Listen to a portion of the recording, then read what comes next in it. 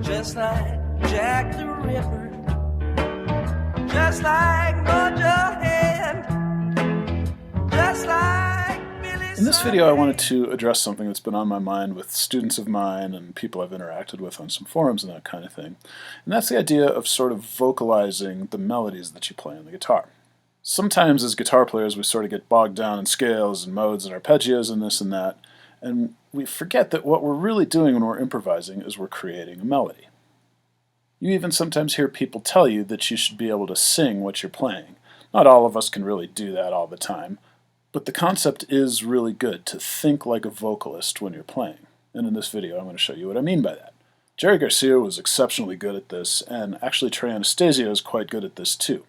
Especially in this blues rock genre, but also in plenty of others too, you don't really hear vocalists nail a pitch perfectly. It's more like they sort of tend to, at least some of the time, sort of scoop up to the note that they're singing. And so we can recreate that effect a few different ways on the guitar through slides and bends and that kind of thing. This was something that I really learned when I was studying jazz. A lot of jazz standards, of course, are songs that were sung by people like Frank Sinatra or Ella Fitzgerald or whoever back in the day.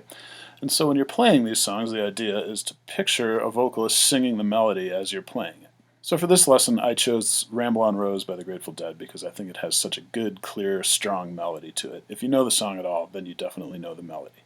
So what I'm going to do is play the melody a couple different times. I'm going to start off by playing it very simply and unadorned, and then I'm going to embellish it in the way that I'm talking about, and I'll show you what I mean by that.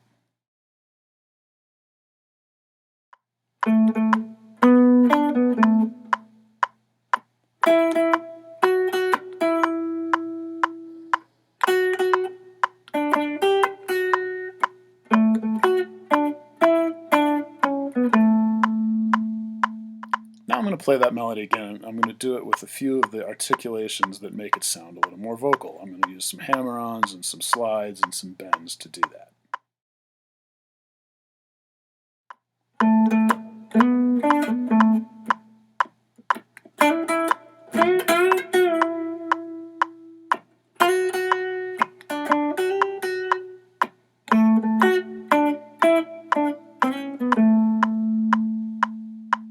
The next step is to take that melody and move it around to different spots on the fretboard.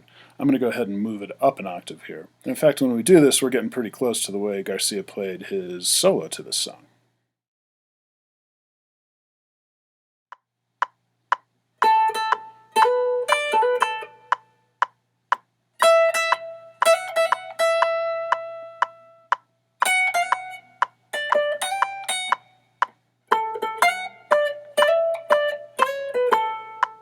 So I kept it brief and just did the first half of the first verse.